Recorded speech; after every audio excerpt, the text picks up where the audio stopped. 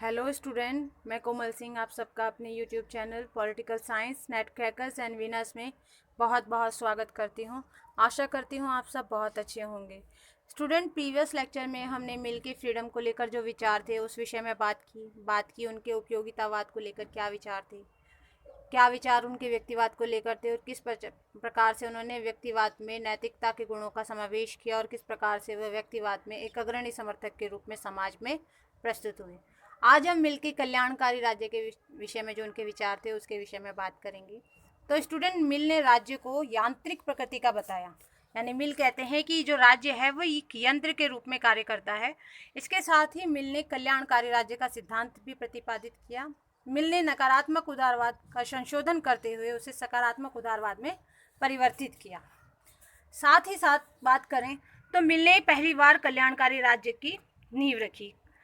इन्होंने कहा कि कल्याणकारी राज्य को अर्थव्यवस्था में हस्तक्षेप करना चाहिए। इसका कारण ये कि समाज में सामंती व्यवस्था है, जिसके कारण समाज में विषमता उत्पन्न हो गई है। एक वर्ग बहुत ज़्यादा ऊपर जा रहा है, उसका जीवन स्तर बहुत उच्च है, और एक वर्ग है जो बिल्कुल निम्न स्तर का वर्ग है। ऐसे में समाज में विषमता बहुत ज़्यादा हो रही है, जिसके कारण जो निम्न वर्ग है वो अपना संपूर्ण विकास नहीं कर पा रहा है। इसलिए कल्याणकारी राज्य को अर्थव्यवस्था में हस्तक्षेप करना चाहिए, ताकि जो निम्न वर्ग है, जो गरीब वर्ग है, जो कमज़ोर वर्ग है, उसको भी संपूर्ण विकास के अवसर प्राप्त हों। इसलिए मिल ने हस्तक्षेपकारी राज्य का समर्थन किया। इसके साथ ही यदि बात करें तो मिल ने प्रगतिशील करारोपण का भी समर्थन किया। वो एक प्रोग्रेसिव टैक्सेशन का भी समर्थन करते हैं। मिल के अनुसार समाज में जो मूल विषमता का कारण है वो सामंती व्यवस्था है। अपनी यह जो इन्होंने कारण बताया, ये विचार जो है उन्होंने अपनी प्रसिद्ध रचना प्रिंसिपल ऑफ पॉलिटिकल इकोनॉमी जो 1848 में उन्होंने दी है उसमें वर्णित किया है। मिल के विचार से इंग्लैंड के फेबियन समाजवादी अत्यंत प्रभावित थे। अतः मिल का झुकाव जो था वो समूहवाद की ओर था, वो ग्रुप की ओर उनका जो था झुकाव था। ठीक है स्टूडेंट, मिल ने a system of logic, ratiocinative and inductive जो अपनी रचना लिखी 1843 में, उसमें उन्होंने राज्य को लेकर जो उनके विचार थे उसके विषय में बात की।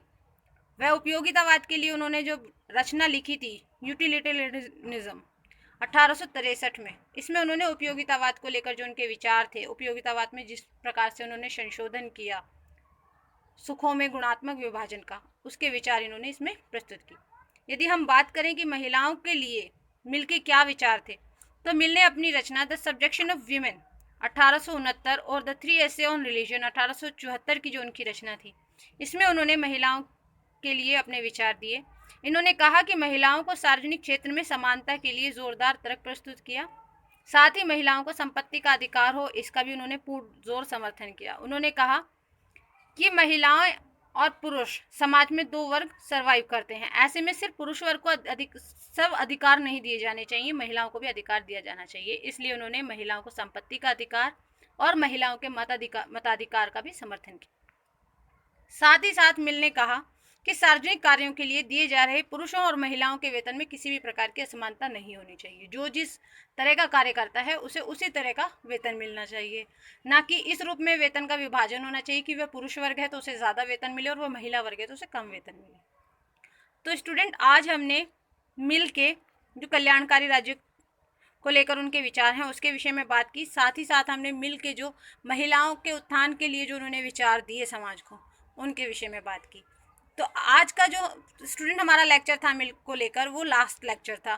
नेक्स्ट लेक्चर में हम दूसरे वेस्टर्न पॉलिटिकल थिंकर के विषय में बात करेंगे। ठीक है स्टूडेंट, तो बने रहिए हमारे लेक्चर के साथ। हमारे चैनल को लाइक कीजिए, शेयर कीजिए एंड सब्सक्राइब कीजिए। Thank you so much.